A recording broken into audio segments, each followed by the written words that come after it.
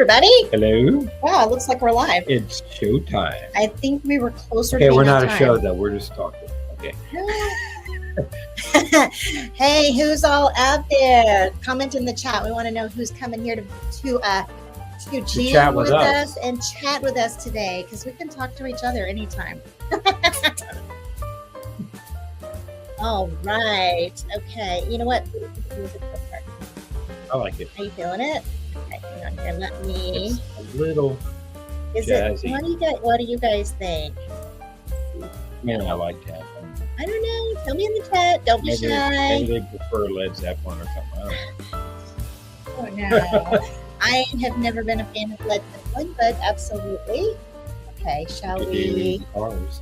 Yeah, okay. I'm going to turn this off. And no, we're not going to do the cars. We could do Vivaldi. Well, look who is here. Cancer. Hello, how are you? Any disclosure as to where you're tuning in from tonight? We are in Dallas. We don't mind saying. That's no surprise, right? All right.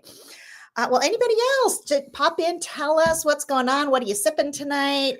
I've got some mango. Is that right going on here? Fort Worth. Well, hello from Fort Worth. Fort Worth and Dallas. Who would have thought? Nice. Yeah. So today, don't be shy at all. Where is Rhonda? Let's see here now. Hey, rather hear your voices instead of the singing, huh? Instead of the jazz. Well, hi, how are you? It's good to see you. Okay, let's see here. Nice. Moving to Aubrey. So you're talking big city to smaller suburb. Although, Aubrey, growing. Aubrey's growing, definitely. Okay, let's see who else we have on here. All kinds of good people. Awesome. Okay. Hey, Possum Smiles. We could do that too. And let's see, Rhonda from Tulsa. Okay. Tulsa. Okay. Wow. Tulsa. I don't know you're in Tulsa. Interesting. Yeah, cool. Oklahoma. All right, let's see here now. Good evening, Omar here from Virginia. Okay, you win the prize thus far. Okay, what part of Virginia is Lorton in? I've lived in Paw Beach and I've lived in Norfolk. That's true. That's true. This old man here was in the Navy and stationed in Norfolk. So that would be actually well before I knew him. But that kind of speaks to our age difference there, doesn't it? Okay, let's see what else. Grapevine. Okay, well, hello from Grapevine. Cool. I do love Grapevine. Best mall ever. Honestly, of all the malls in Dallas, the Grapevine Mills Mall is my absolute favorite. I just love that mall. And also, we always go there to celebrate Christmas, New Year's Eve at the Gaylord. So I really like Grapevine. All right, Possum Smiles, Kentucky, trying to get an area outside of Fort Worth. So do you mean just like the exurbs outside of Fort Worth? There's a lot there, a lot of new construction there for sure. Mm-hmm. Wow. Okay. All right. Wow. It's so good to talk to you guys today. This is like our favorite night of the week. Okay. 32-year Army soldier here. Wow. Well, he did not serve for that long. Yes. Thank you for your service. Excellent. How long were you in? 8 years. 8. Okay. So yeah. In fact, guys, fun fact. Okay. Should I tell them? Fun fact. We are 8.5 years apart in age. So when he was graduating from high school, I was in 3rd grade. so he had this whole life stage of being in the Navy before we ever even met. So fun fact for you there. All right. Possum Smile says Springtown, maybe Paradise. Are you familiar with those areas in Virginia? Yes, no? Not right off the top of the head. I don't know. Not that familiar. So go ahead. Been to a few parts of Virginia, mostly northern, and then driving through the west part, go back to Dallas. So yeah. Well, I'm curious how everybody's feeling about the housing market, because I did a lot of research in it about it for tonight's article. I went through 3 different articles I'm excited to share for you. They're really good. The second and the third, really, really good. I would encourage you to. You say he's talking about Texas. I'm sorry, Springtown. Okay. I'll say I knew those things. Yes, I'm familiar, but yeah. Texas, I know where those are. Sorry. He was thinking Virginia. All right, moving along. Should look at Hazlitt. Hazlitt's nice. Let's see here now. Age difference is no big deal. I agree. Lots of great relationships come. It would have been a big deal when I was in 3rd grade and he was graduating from high school. But by the time you're adults, this is not that big of a deal.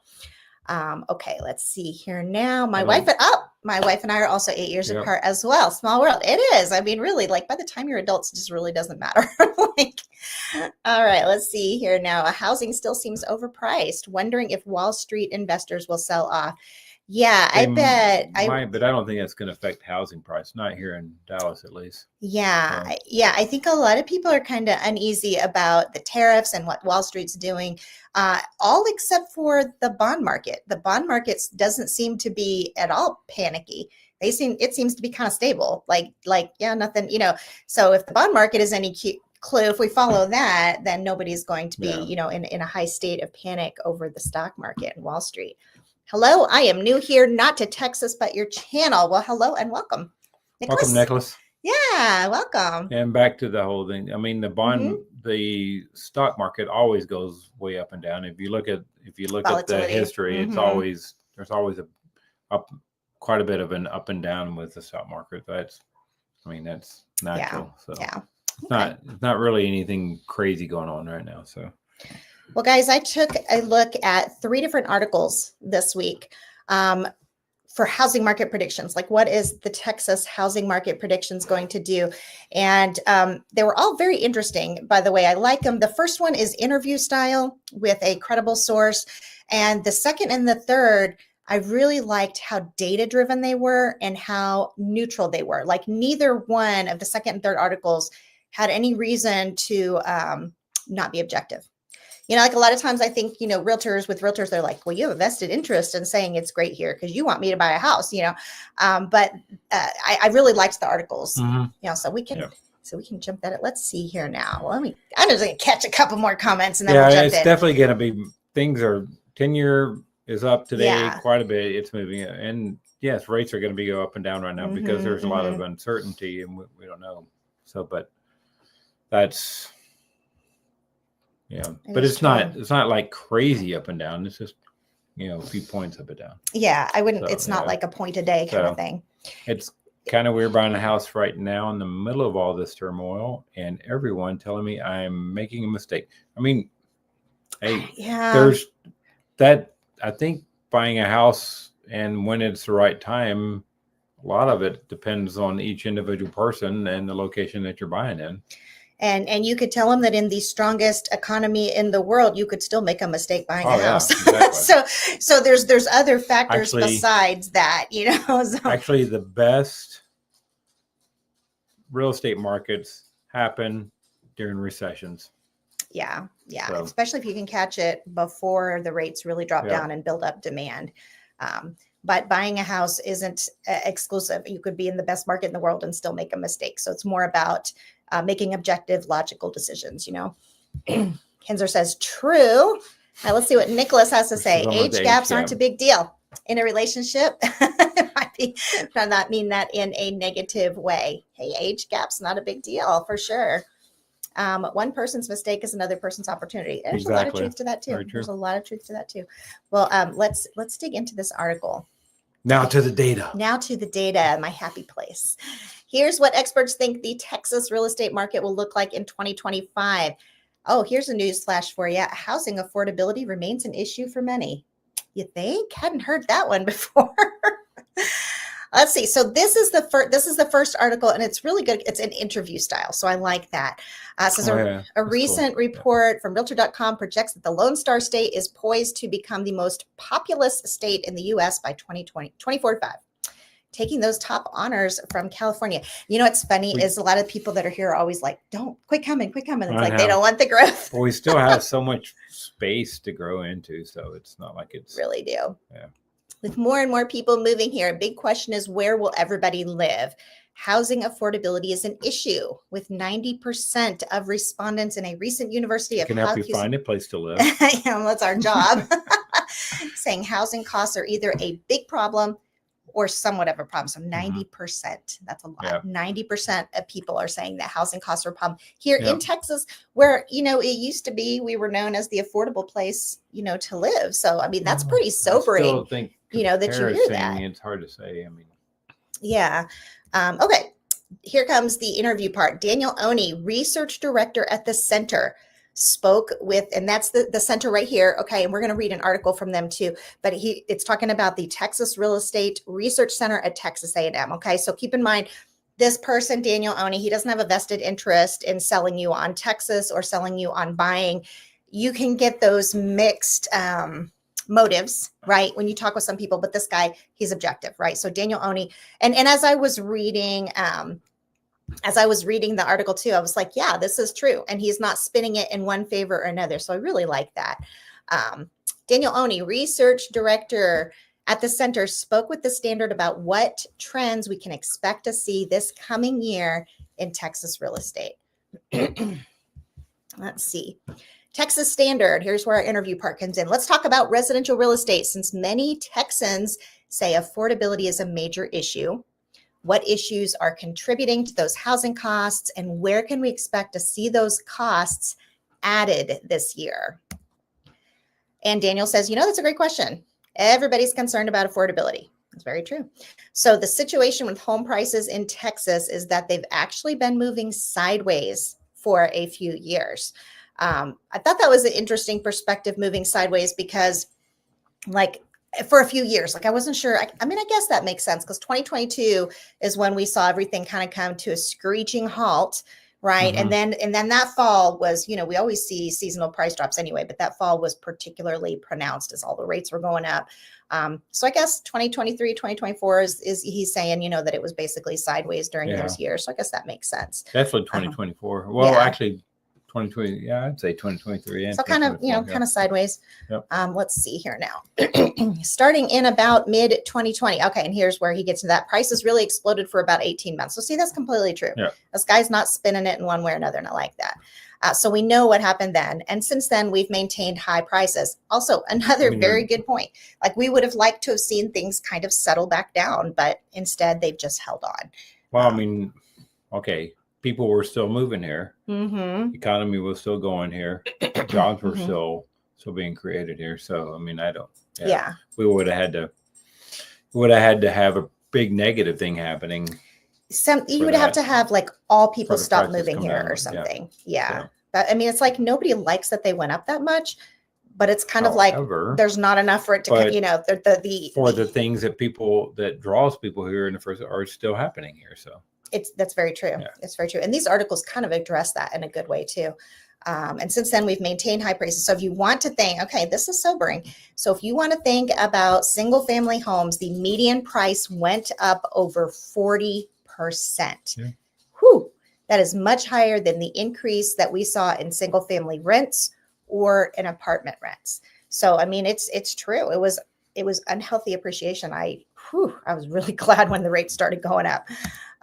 What do you think is going to happen in 2025? Okay.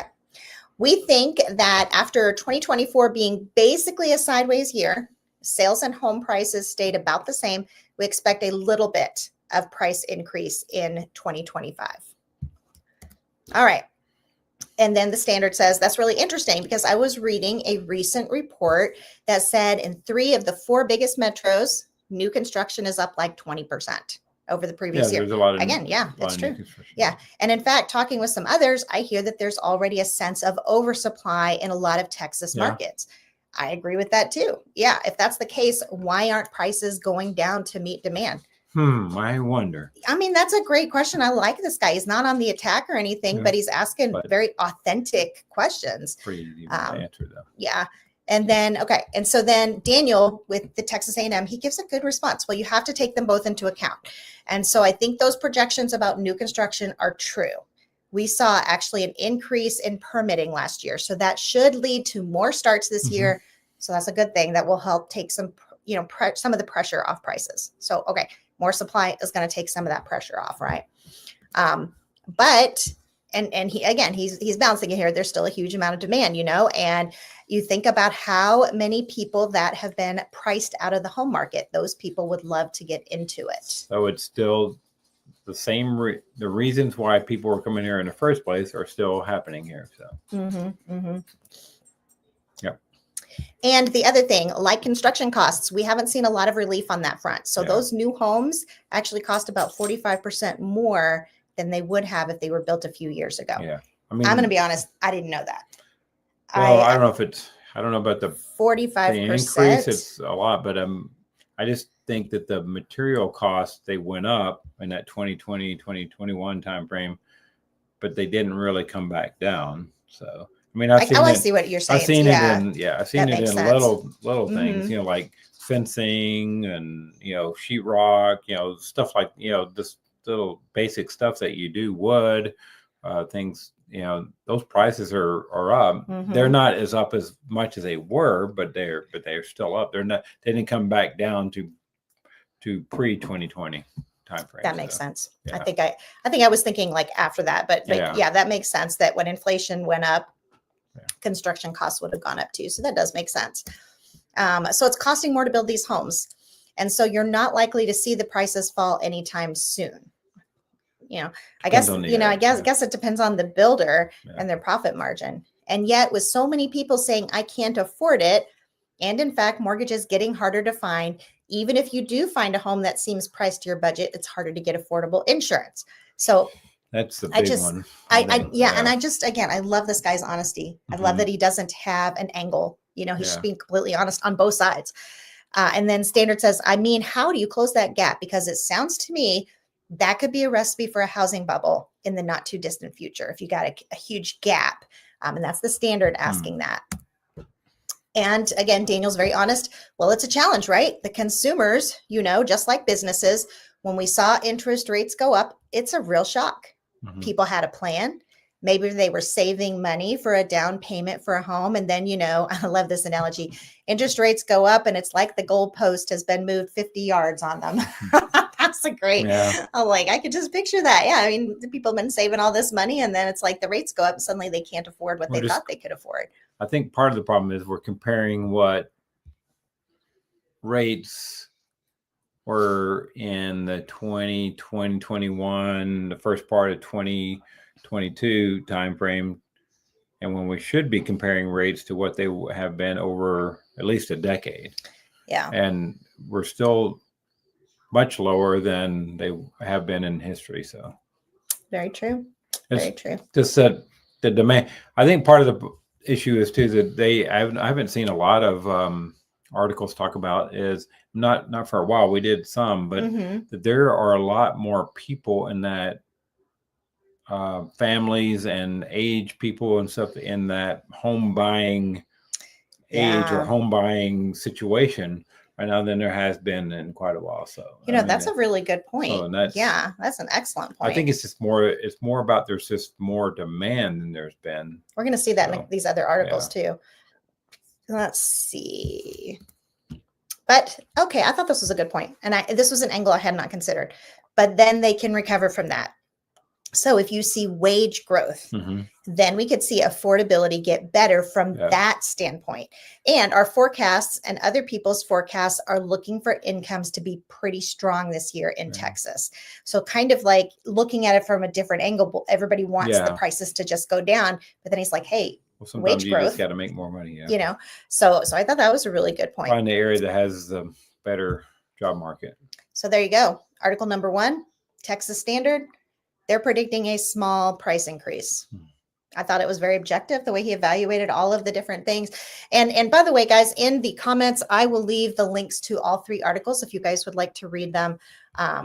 Like I said, they're all really good. One was interview style like this one. The next 2 completely like objective and data based. And so all really good stuff to read.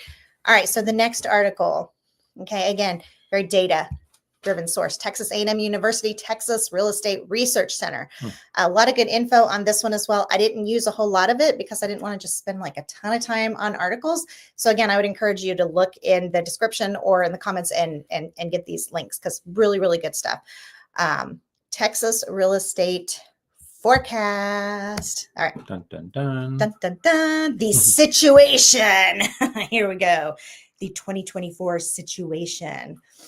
Let's see here. Texas has 8.2 million single family homes. We're such a small state, aren't we? After starting 2024 off strong, I found this to be very interesting because I didn't really experience this with us in our brokerage, but it says, after starting 2024 off strong, but then substantially weakening over the summer, We didn't. We were, our level pretty of business. So steady and that actually became busier. So yeah, single family home sales ended the year at about 330,000 units. Median home price for the year was trending to end at 343,000. Statewide, single family rents remained flat and were trending toward 2,200 per month at year end. Sales. Okay, here's the sales data. After being flat in 2024, this is their prediction, okay? Home sales will increase some while still below the 2021 peak. The projected 3% growth will be the first notable increase since the pandemic.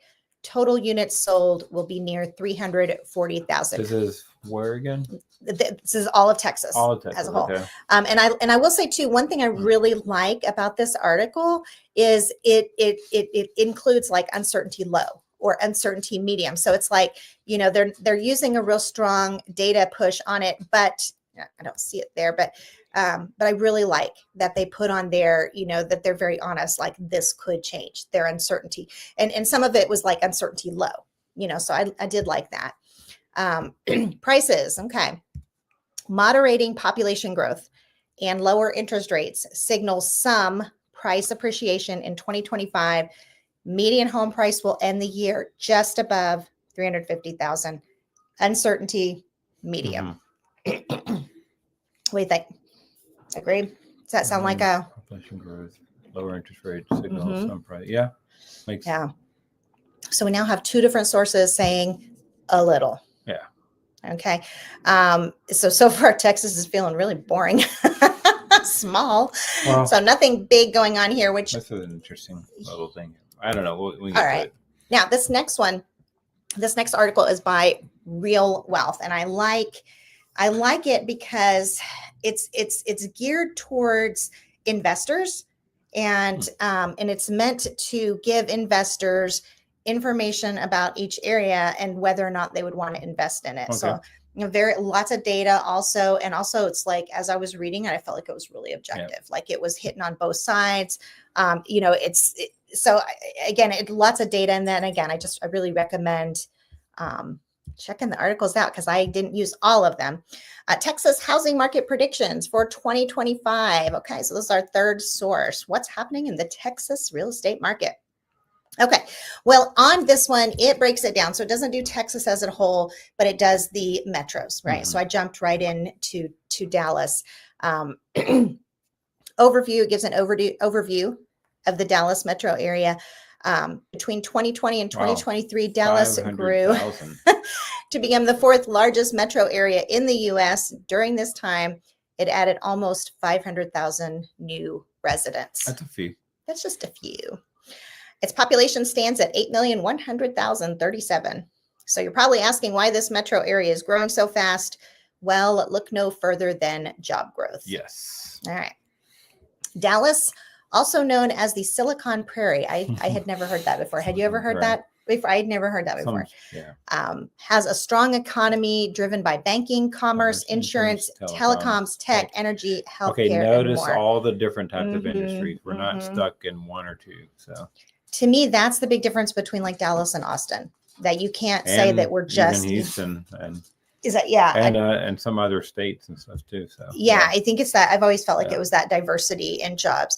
And by the way, guys, as we're going through this article, it's got a lot of good to say about Dallas. And the one thing I want you to think about, okay, and I'm not trying to be a Debbie Downer or anything like that, but I want you to think about the fact that many times people will use this kind of data to pressure you into buying. Yeah. Okay. And like I said earlier, you can have the best economy in the world and it be a disaster for you to buy. Okay. There's more variables. Thing. Where you're looking and what your criteria is, what your budget is. Yeah. And so we can say, yes, Dallas is, we're going to see all these different, very objective sources of data about Dallas. Mm-hmm. That doesn't mean you should jump in and buy if the time isn't right for you. Yep. There's so many more factors. And I honestly, I was hesitant to read this because I knew it was true, but at the same time, I didn't want people to take it as, oh, she's pushing us to buy. She's a realtor. She has, ulterior motive. Don't. Okay. Just please know as I'm reading this that it's a decision up to you and whether things are right for you. The We fact that can't you make live, the decision for you. no, and no one should, right? Okay, so that being said, we get back to the article. Dallas, also known as the Silicon Prairie. Okay, we read that. Okay, did not know this. It is home to about 23 Fortune 500 companies. A lot of them Okay. down here. This economic strength is a significant driver of current Dallas housing market trends. In 2022, the real GDP of the Dallas-Fort Worth Arlington MSA grew by 5.7%. That's more than double the average 2.1% growth rate of other U.S. metro areas. Did not know that. Wow. That year, Dallas's GDP accounted for 3% of the total U.S. metropolitan GDP. Nice. Wow, 3% in, and we're not talking in one state. It's like one metro. Wow, did not know that either. Okay. Jobs keep increasing in the Dallas-Fort Worth area. Between September 2023 and September 2024 alone, Dallas grew its job market by 2%. Excellent. Yeah. Okay. Predictably, the population is increasing. Its population currently eclipses the 8 million mark. For any real estate market, I think this is a really good point. For any real estate market, this influx of people creates some pressure on the housing market. And I have often said this. That is why, even with increased inventory and softening home prices in some segments of the market, the Dallas real estate market is still strong. I think that were, people to stop moving here, I think the market would really be hit hard because I think this is a very excellent point. It's the influx of people that helps bring in balance, even though we do have a lot of supply, a lot of new construction out there. Okay, while we might see some moderate price adjustments next year, Dallas's housing market remains somewhat competitive.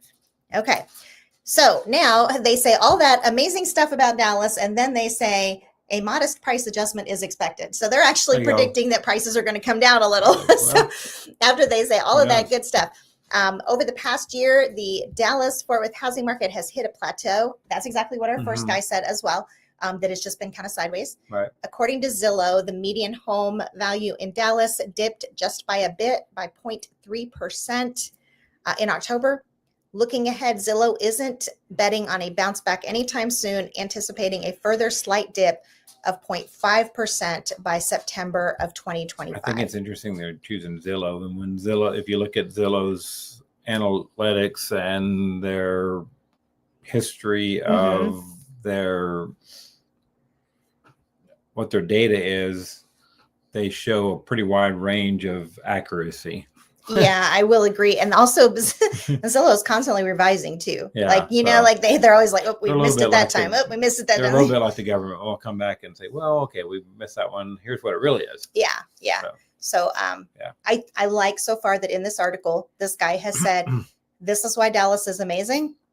And we're also going to see a slight price adjustment. So you see how there's like not a real push. Of course, they're not going by their own data though, like Texas A&M was. They're going off of Zillow.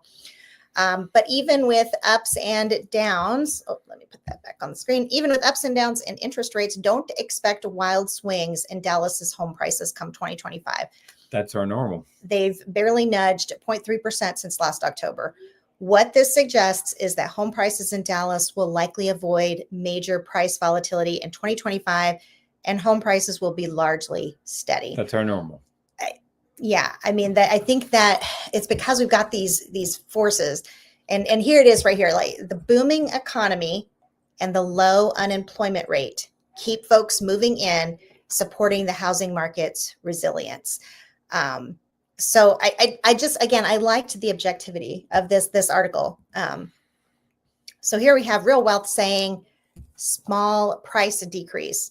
I think across the board, all three, really what you see is kind of just, I don't know, like a boring year, like just kind of moving sideways. We're going back to pre-2020 stuff. I mean, that's kind of just our normal, just kind of general steady. Kind of like it's and honestly, Dallas has always kind of weathered the storm. It's had various storms that it just kind of weathers, and Dallas in general doesn't seem to do anything really dramatically ever.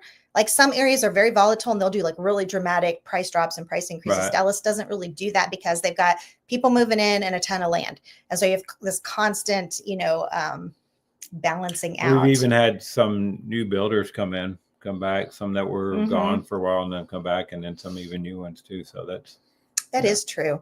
It's always interesting. This is off topic, but it's always interesting how many builders you don't see that you saw like in 2008. Yeah. So it's just they do, but plenty stuck around.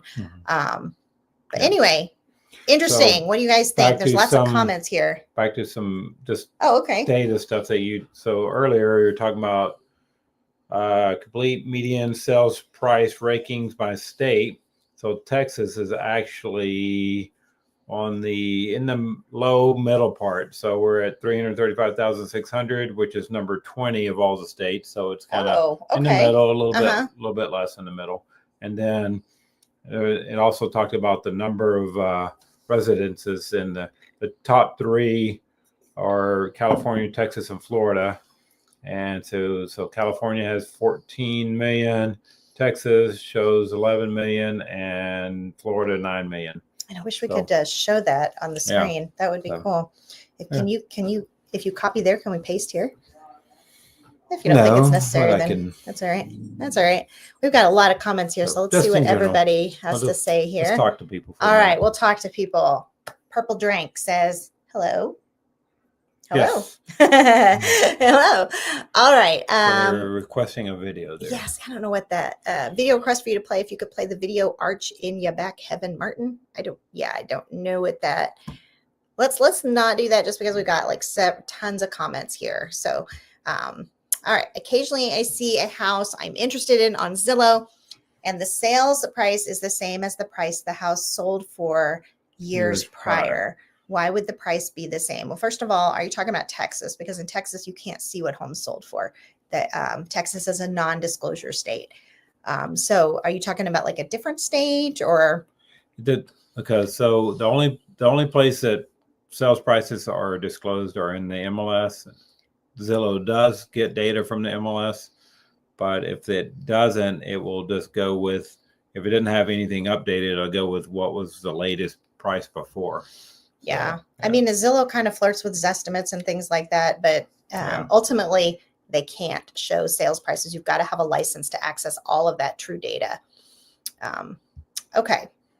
Texas housing market is far more affordable than CA. Yeah. Yeah. Yeah. And it's funny because all the different people we work with, we hear both. They're like, oh, Texas is ridiculously, expensive. Kind of all depends on what state they come from. Like you said, you were looking at that. Somewhere I've talked to several California ones and they expected to be able to get more, but I mean, we've been growing. So yeah. I mean, honestly, guys, what we see is just Dallas has a strong economy and it has a lot to offer. And we're seeing like a sideways market. Actually, I mean, that's kind of what I'm reading. I'd have to look this up, but I have read it before. I don't remember now, but Texas is one of the top economies in the world. So. Yeah. And I would say like if somebody tells you the things about Dallas that we just read, it's a great economy. It's got all these jobs. I mean, they're probably not lying, but don't let that pressure you into buying a home. Yeah. Again, and I said that before, is if somebody's using that to justify you spending $800,000 on a home or whatever, that's not why you make that decision. That maybe not be. Okay. It's great that that Dallas has got a strong economy. It's poised for growth. All that it is. It's healthy in that way. Again, just bifurcate this idea that just because it is means you should buy. Okay. That's my little cautionary tip there. Okay. As more companies go remote and ditch office leases due to cost cutting and severe economic downturn, what shifts are you seeing or expecting in the DFW housing market? Home price declines. Okay.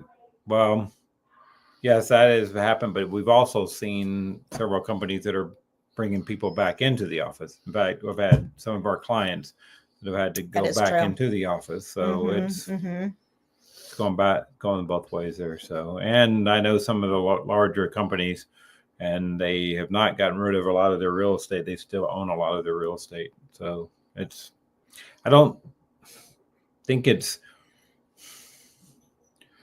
know. I think people are deciding that they're there's a few different factors of that. Some people are just deciding, okay, we're just going to deal with the commute. We're going to do that. And some people are saying, well, I can live wherever, and I don't have to commute. So it's kind of getting a little bit of both. I think it's pretty even.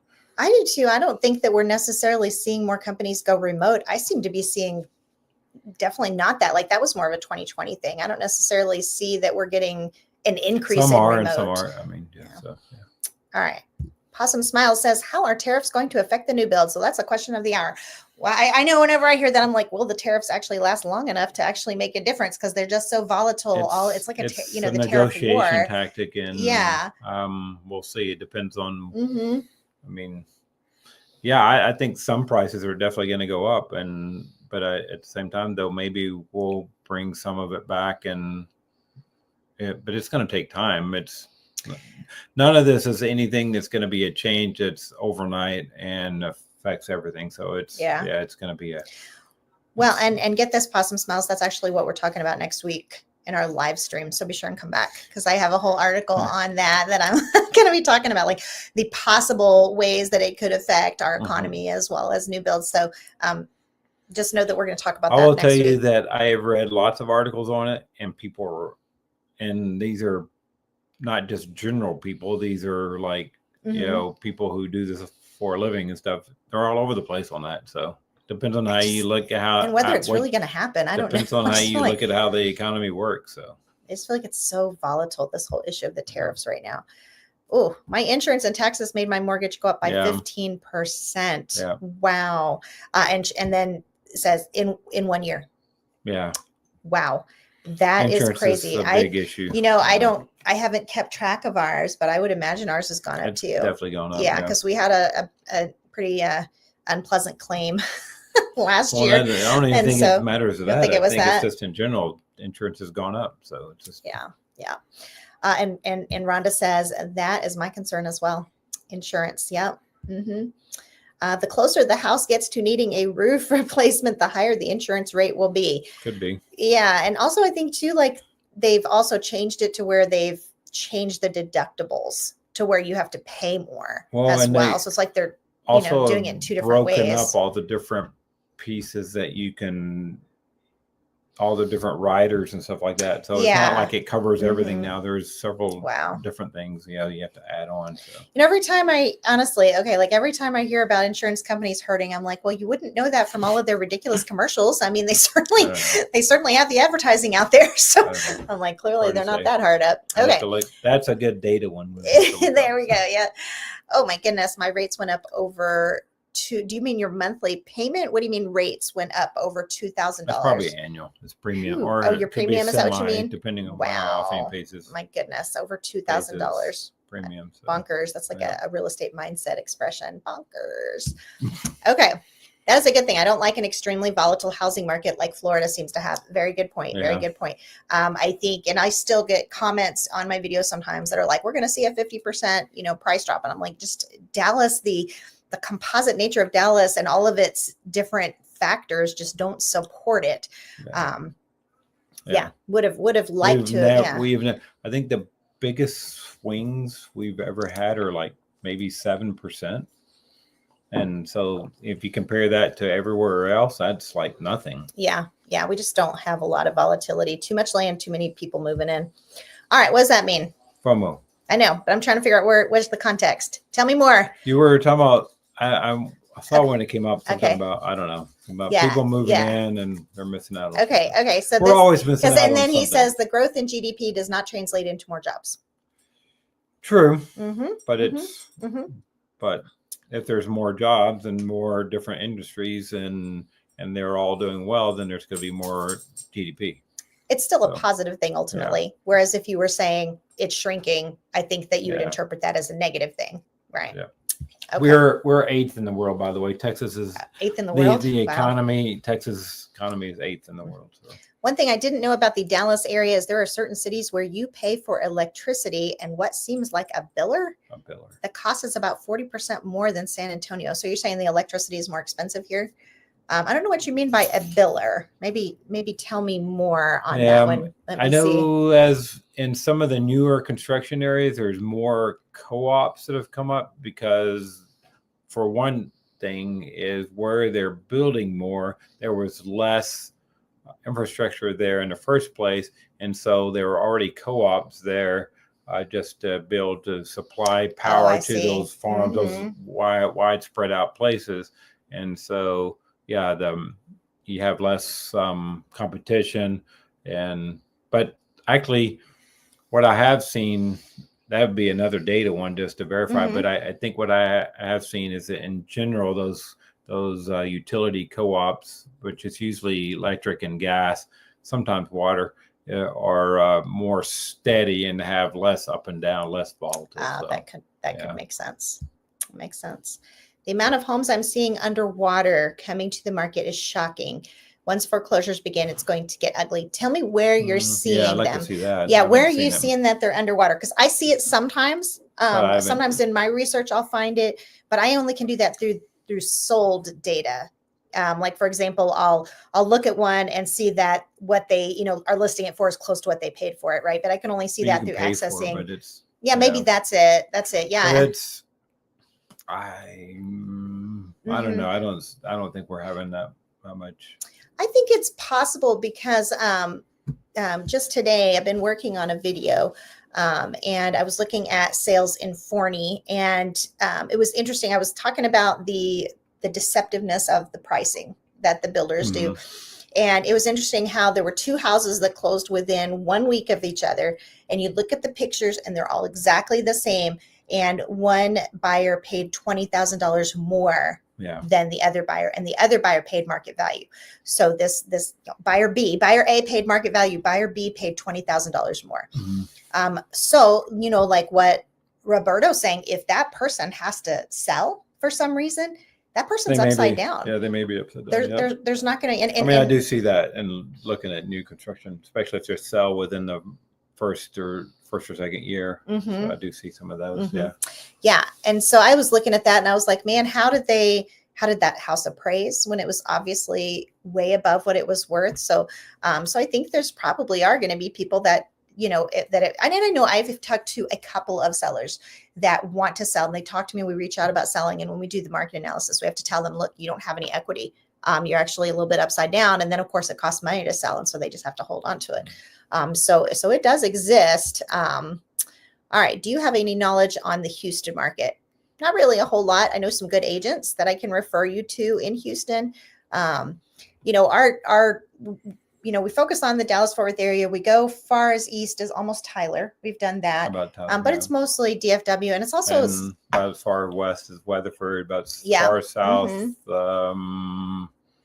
We've gone probably Hillsboro's about far south. North is almost Oklahoma, basically. The thing about Houston, the only thing, we don't have.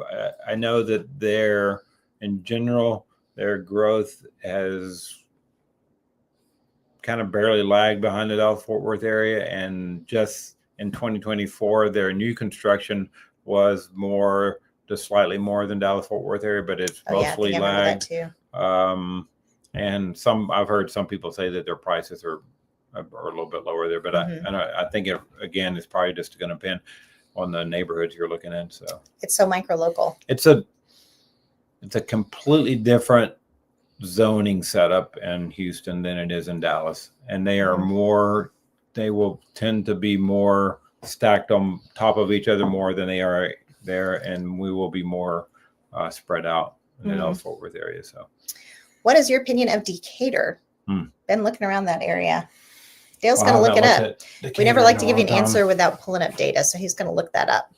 All right, let's see what Kay has to say.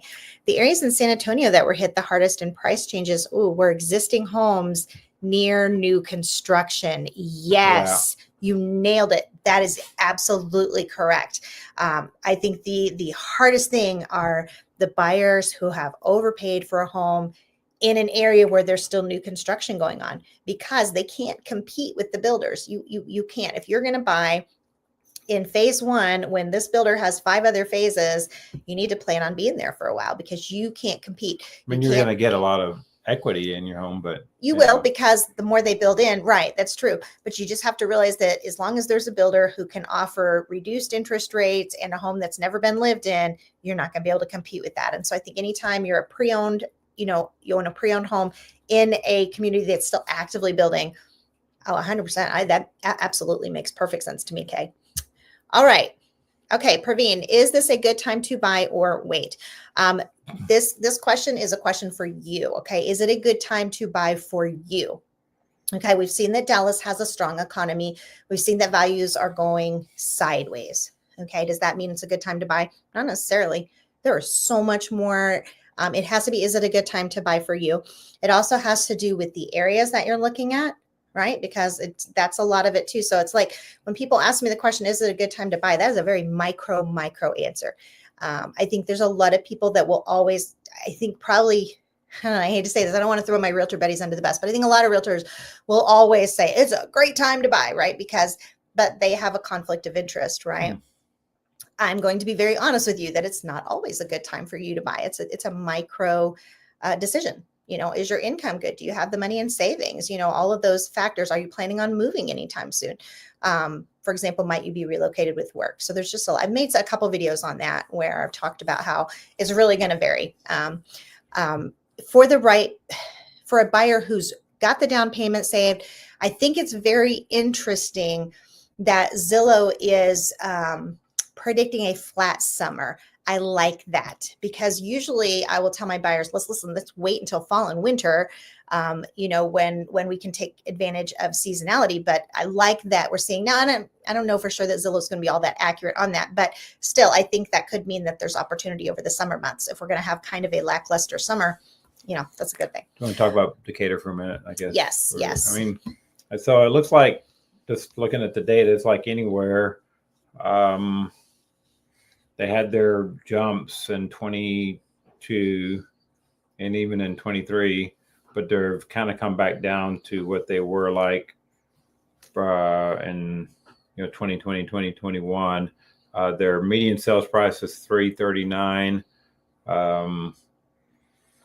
Days on the market it's come way down since in March, so it's selling a little bit faster now.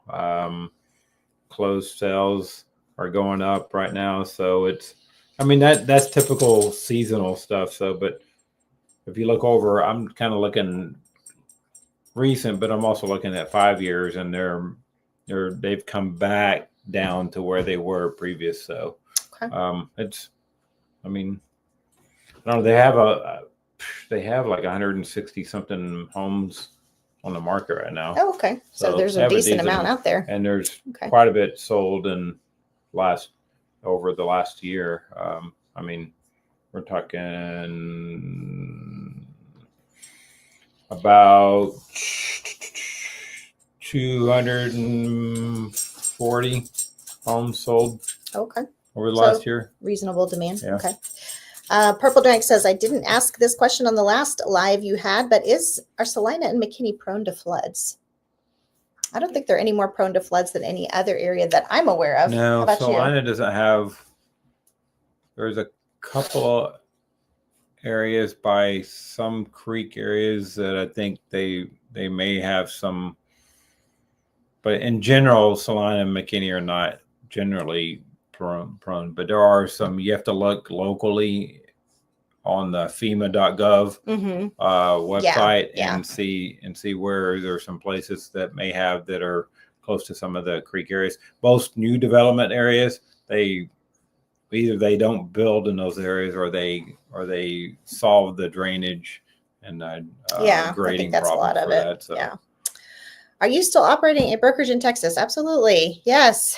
That's where we are. Yeah, that's where we are. Yes, we do own our own brokerage. I'm the broker of our brokerage, and then Dale is one of our sales agents. We've got 8 others, I think. 7, 8, 9. Okay, 9 other agents that we all work together. We love every minute of it. All right. Have you guys taken into account all the jobs being lost by government and companies? I would assume that would be measured within unemployment rates. I haven't specifically tried to take that and separate it and add it, but I would think that would be part of unemployment numbers. Yeah, and it still wasn't as we're not as bad as other areas. And I actually Mm-hmm. know some people that are work for governments and they haven't lost their jobs. So yeah, there may be some, but Mm-hmm. we're talking Mm-hmm. about in general. We're just talking about the Dallas-Fort Worth area. So. Yeah. Let's see. The opposite is happening. Okay, Kanser, that's hard because now we've RTO, totally lost our points. Or RTO. It's all over the place at the moment. I wouldn't count on remote. Man, that's hard when we see remote. this. We count on remote. Okay, Yeah. remote. Yeah. Okay, let's see what this says. Average price per home, 2,500 square foot and higher is 1 million plus with an average mortgage. You're talking about in California. Wow. Oh yeah, that's crazy. 2,500 Not surprising, but that's crazy. 2,500 is big in California. Mm-hmm. Yeah, that's a big. Yeah. New builds are still offering good incentives, especially in the 500s range. I've noticed cause in that price range isn't selling fast. I'm definitely seeing incentives all over the place for sure. Actually, I'm starting to see the forward commitments come back a little bit. And there's definitely a lot of buy down offerings. Forward commitments are what we want. Those are just they're beautiful. Okay. It's hard right now. Forward commitments are kind of hard because rates are still so volatile up and down. Mm-hmm. So it's hard for them to do that. It's without losing a lot of money. So okay. Best Life Ever says if a seller pays for a buyer's agent, do the buyer agent fees count against the 4% seller concession cap for a VA loan? No. An easy question. Yay. That doesn't count against it for any loan. Yeah. So, okay. Actually, so there's things that don't account against it are that is the commissions.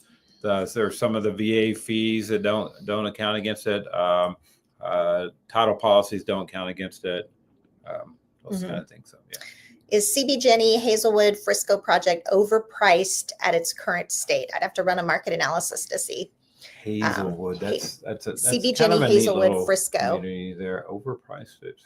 Dale can look that up. That'd take a little time to figure that out. Let's see here now. Argyle, Texas, Hazlet, Texas, Watercress. I've seen homes that are abandoned already. That is really interesting. Argyle, Texas, Hazlet, Texas, the Watercress. That is really interesting because I'd be interested anytime I hear about like a localized situation like that. Honestly, like the first thing I think is who was the builder and the builder's lender? Because a lot of times when you hear that, I'm like, I bet they were cutting corners on qualifying their buyers. You know what I'm saying? Like, I saw that recently. I can't remember what community it was. I think it was in Seagoville though, where it was like, I saw several foreclosures in a row and they were all by Lennar. And I was like, Lennar's cutting corners on how they're pre-approving their buyers because these buyers clearly can't afford these homes. So that would be very interesting, Roberto, to check and see, is it all one builder, right? That's actually like lying about, and a lot of times the way they'll do this is through property taxes. They'll approve the buyer based on land value of the property taxes. So that would be a very interesting thing to check. All right, regarding electricity, there's Encore and then a provider like Reliant. They both get a cut of electricity costs. I called and asked about it, and Encore told me it's not in all cities in the Dallas area. Encore is okay. In Texas, electricity provisions or providing electricity is non-legislated. It's you have a choice. Pretty much. Yeah, power to choose. So Encore is just they don't actually sell the electrical power. There's actually multiple different companies that do that. They get Encore is just the servicer that takes care of the meters, takes care of the infrastructure and things like that. So that's a different. Reliant is an actual company that the Kanser. seller. Yeah. So very good, Kanser. Encore is the electric company. Reliant is a reseller, and that's how it works in Texas in general. Let's see. I benefited from that when the home I'm borrowing, Highland, David Weekley, are still building there. They listed at $650, had to go down to $525 because of the new builds on a 4-year-old Highland. I'll take it. Absolutely. Absolutely. If the new construction can't make you a deal that you can't refuse. Okay, that was like a double negative. But let's just say, for example, the 4-year-old pre-owned home, they can't offer you a forward commitment of 5%, right? That's one of the ways they can't compete. But if you were looking at the same interest rate regardless, then You're right. And it's sad because, of course, you've got to watch and make sure that they have the equity to cover it too, if it's new construction. Okay. Are there any areas without PID or MUD taxes? Absolutely. Absolutely. There are tons of areas.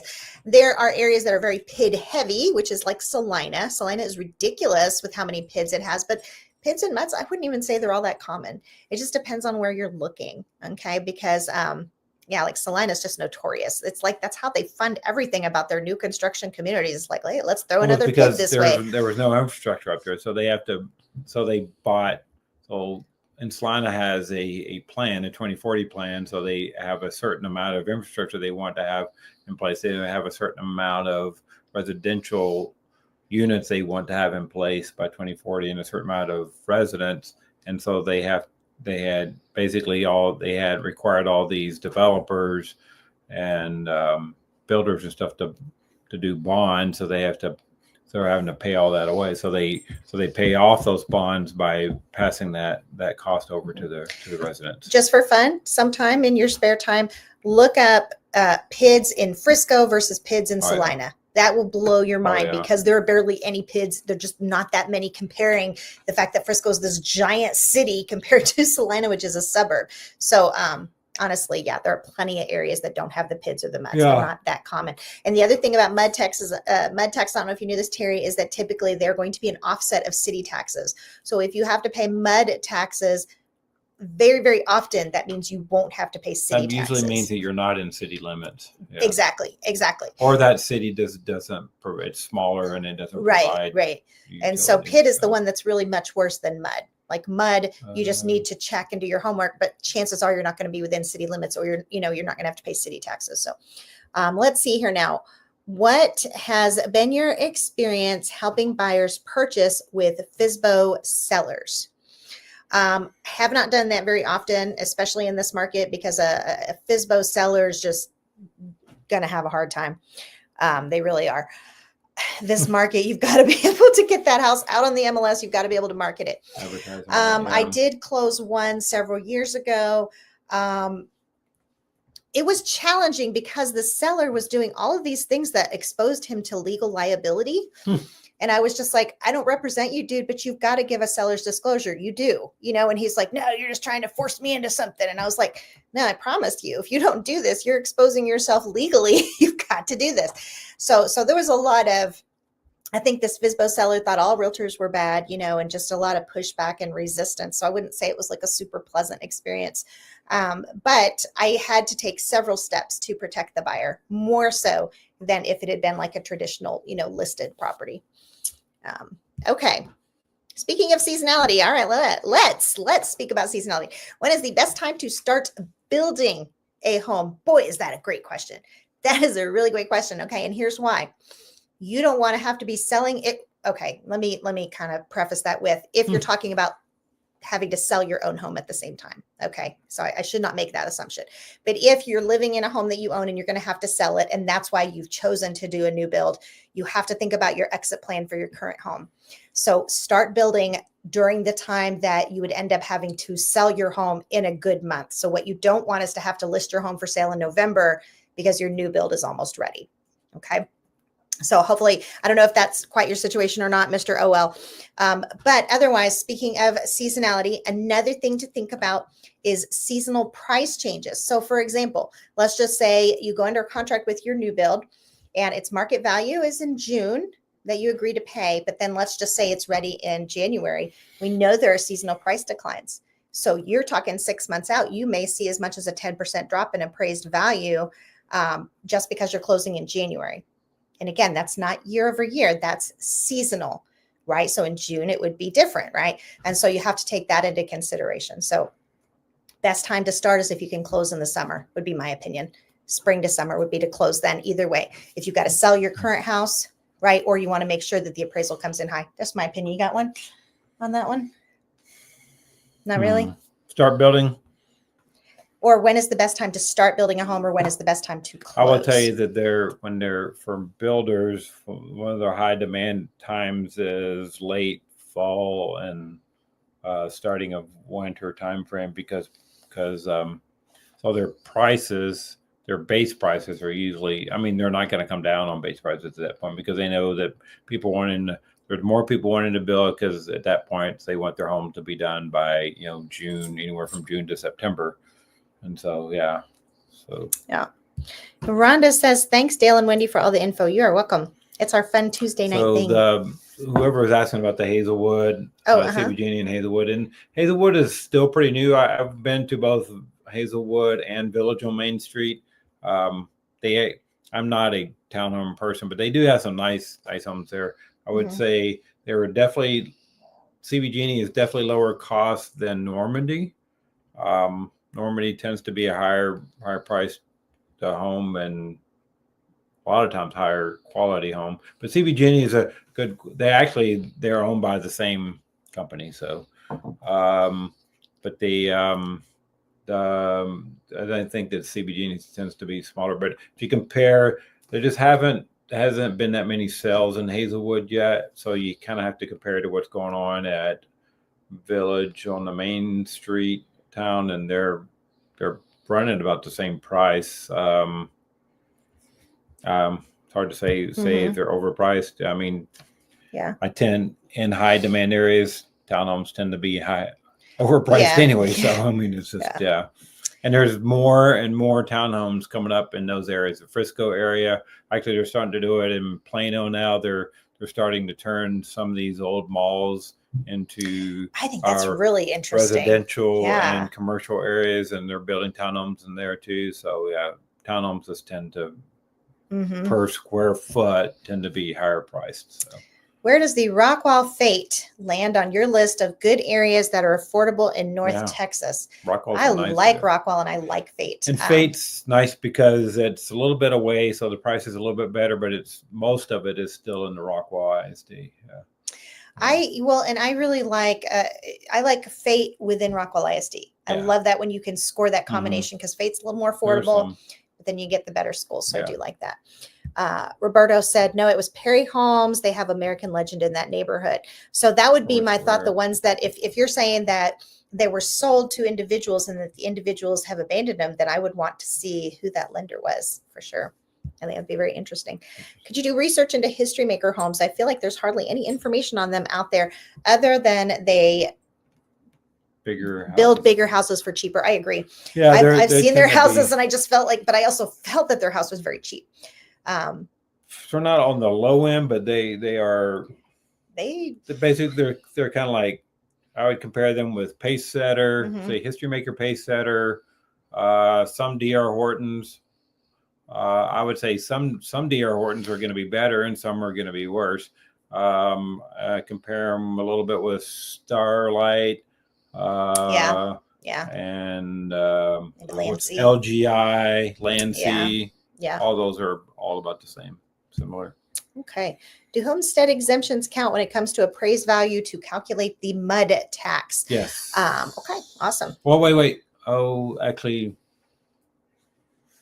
that's a good question because so the way the homestead works, you get right off, you get $100,000 off of your appraised tax value that goes against the ISD. You get anywhere from 5 to about 20,000. It's a percentage for county and city. So MUD, I'd have to look at that and see if the MUD takes over what they would take off of what they do for the city. I do know. I can tell you, it is a political entity. The MUD, which is the same as city taxes, is completely different than a PID. So. I would say, and it's different for each different cities. That's true too. So I would say call the appraisal district and ask. That's what I would do. And you can also do you can go to the county. Don't go to the county central appraisal district, but go to the county property tax search website, and there will be tax estimators there, and then you can select your different entities, and then you can select which exemptions you have and stuff, and it will show you your discounts. That's a good tip. Yeah, that's a good tip. Yeah, Chrissy, you're not too late. Although we're gonna have to go pretty soon because I'm hungry. I know we've got dinner waiting up there. Some kind of thing with salmon going on. Anyway, I'm gonna go pretty soon here. I'm hungry. Does any of the new construction area qualify for rural development home loans? Absolutely. If you're talking about USDA, for sure.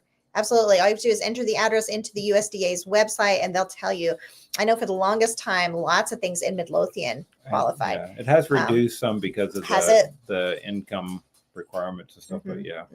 Yeah. So yeah, absolutely. And it's you don't hear about USDA loans being used often, but you can, absolutely you can. Okay, Chrissy, would you purchase from a builder that has a 6-year structural warranty? We're talking Bloomfield here, but a good quality, or would you go with a cheaper home with a 10-year structural warranty? I would go with if you can afford it, I would go with the good quality one. Yeah. But I will tell you also, more builders are going towards the 6-year warranty than there are more and more changing from 10-year to 6 years. And I just don't like that. I know that it's recent that they could, like it was, it's only recently that they could do less than it used to be law that they could do 10 years. And sure enough, that since the Texas law changed, I don't like it either. I'm just like, that they need to do that 10-year structural. But yeah, quality makes a huge difference. Honestly, it really does. So I think that I would think quality is probably more important is kind of what I would think. I'd go with a company that serves. Oh yeah, I would too, Cancer. I agree with you there. Yeah, Ooh, if you can definitely do that, that's the best. Yeah. Go with a company that serves their warranty. Whenever I'm making my videos and I'm rating, builders, that's one thing I always give as a plus. To this day, my number one warranty provider is Perry Homes because they give you a 2210. Plus they give you, they give you a 2210 and they service it themselves. So to me, every other builder in Dallas pales in comparison to everybody worship Perry and in specific referencing to their warranty. Is Mattamy Homes a good quality home? That's an excellent question. What do you think? I'd say they're kind of a middle range home. I mean, I've seen some nice ones. We have not closed any yet, but I've seen some nice. They do a lot of townhomes as well too, and they do a lot of 40-foot homes. But they also do general 50-foot lot homes and mid-size. And one thing I would say, Chrissy, is that whenever you're asking yourself, is this a good builder? You've got company level issues to assess, okay, and you've got micro local levels to assess. And so, for example, I could say. Company level, for example, Perry Homes is a great builder because they've got a 2210 warranty. But I could potentially run into a micro local builder of Perry where it's poorly managed and doing a terrible job. And so really to answer, are they a good quality home? You kind of have to pair it. Like you have to know the individual community as well. So you've got company-wide issues, which is things like, have they been around a long time? Do they have deep pockets? What's their warranty like? What are their contracts like? Those are all like at a big, global type level. But then you've got your more micro local, which you're going to be able to gauge a lot more better, like with Google reviews, as well as like talking to the people there. They're not a real large builder either, because it looks like they only build less than 10,000 per year. So. Oh, okay. Yeah. Where does Chesmar? I've always wondered, is it Chesmar or Kesmar? I thought it was Kesmar, but I just want to know. Kesmar seems pretty quality, and they are up there with they are often in the communities with a little bit higher quality builders and stuff. So yeah, they're. I kind of ranked them around the first Texas. They're similar like those. So. That's so funny that so far I was just reading ahead here, Cancer. I've done a ton of research into builders recently because I've been looking all over. Highland always comes out the best. Lennar always the worst. I agree with you about Lennar, man. Highland is excellent. I like Highland. Dale has 3 new builds right now that he has clients for, and they're across 3 different communities with Highland, and all 3 of them are showing excellent service, excellent product quality. So if you can get a builder who has a consistent product across multiple communities, that speaks volumes, man. And they're also Highland is also employee owned. Oh, here's a good question for you, Dale. Yeah, Meritage. So I was like, I'll let him answer this one. We've had some decent transactions with Meritage. I kind of put them, with the History Maker, Pace Setters, the D.R. Horton, and those. Sometimes they're a little better. One of the things that Meritage does is different from most production builders is that they use the foam insulation. but they, because of the cost of that, so they cut back on their other costs, and they don't offer as many choices on what you can do for building, and they tend to be a lot stingier about what you can change and not change on things with Meritage.